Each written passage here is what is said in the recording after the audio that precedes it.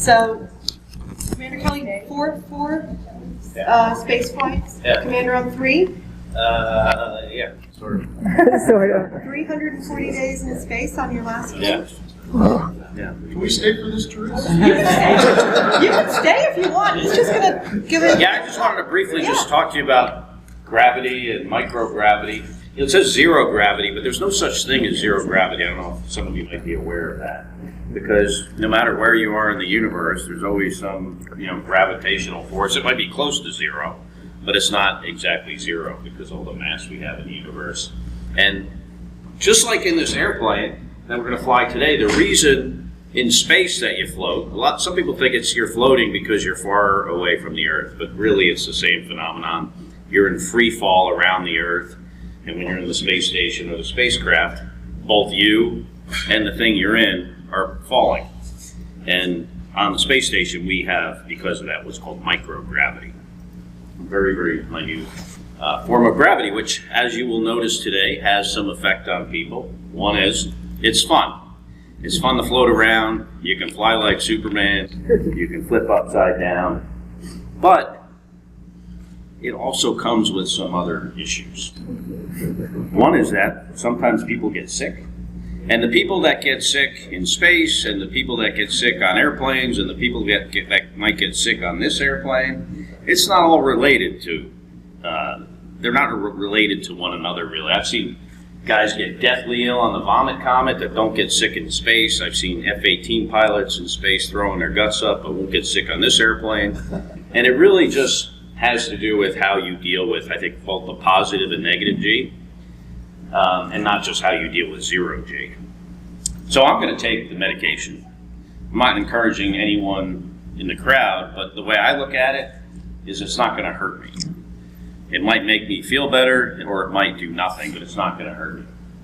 So like I said, zero gravity is really fun, but in space, it makes almost everything else more challenging to do, with 2 exceptions. One is putting your body in like a really unusual attitude. If you wanted to, like, let's say as an example, like disconnect the cable from your TV, you can get yourself in infinite positions. And then the other thing that's easier is moving really heavy, massive objects because they no longer have weight.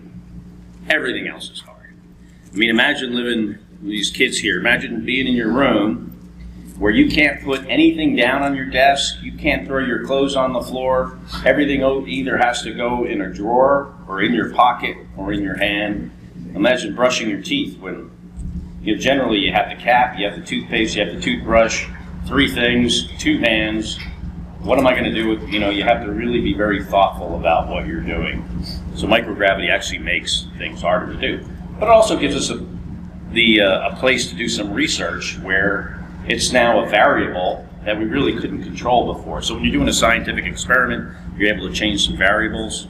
Microgravity helps in that area as well. And then the last thing I wanted to mention is, how people get comfortable in microgravity. It's funny when you're on the space station for a long time and you get visitors. It's the weirdest thing to see these people come on board, because all of a sudden you got like 7 people flying around like Superman, or I'd say as kind of look like alligators going through the modules. Where us normal people that have spent a lot of time in space generally, walk around like Homo sapiens.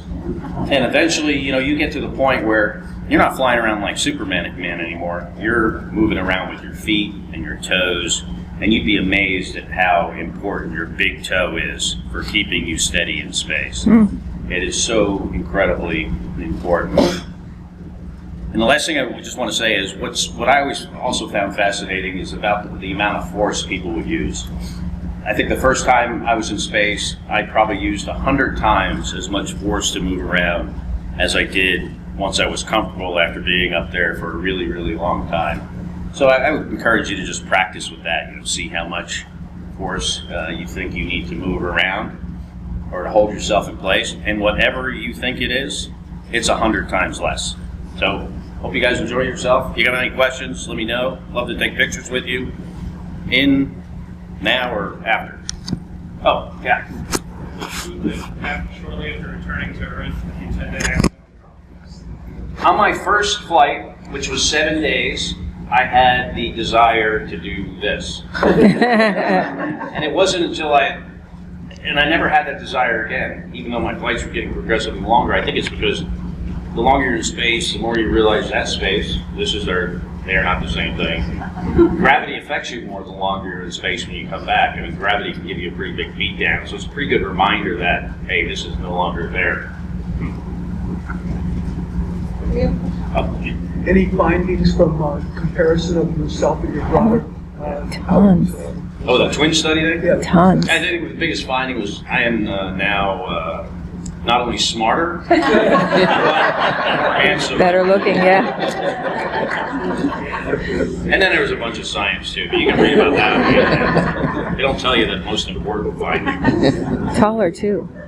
Anybody else? Yeah. How long, after your 300-day flight, how long did it take you to kind of learn to walk again when you came back? I could walk right away. Not very good. I think the way I described it was like I felt like Jar Jar Binks. But yeah, I could walk. They don't let you. They don't want you to fall over. But you can walk. Not well. Yeah. What's the experience like coming back into the atmosphere from space? In the Soyuz, Yes. it's like going over Niagara Falls in a barrel, but while you're on fire. And as soon as you realize you're not going to die, it's the most fun you've ever had in your entire life. If I hated flying in space, like spending a year in space, I'd do it all over again just for that last 20 minutes. Does the feeling of falling increase as you're coming back into the atmosphere? Or, No, it decreases because you're under G. And then it lightens up. Actually, in the Soyuz, when you're coming back, it's actually hard to breathe. The way the capsule's designed is that the gravity is in this vector, this direction. It closes down your esophagus. Oh. You kind of force yourself to breathe. I mean, you wouldn't die from it because you'd figure it out. For people, you tell the people that have never done it before, hey, make sure you figure out the good point to keep your head so you can keep breathing. It's a little comfortable. How does that compare to the space shuttle? Much different. Yeah. Shuttles, still very dangerous and risky, sophisticated, but it's a different experience. You're there with a lot more people. It's a big cockpit, more like driving a Rolls Royce down Park More Avenue. familiar feeling like with an aircraft. Compared to the Soyuz, just much more medieval. Yeah. Explosions going on, shit flying around out the window. They work. All right. Thank you. All right, yeah. Thank you. Thank you. Forward to time.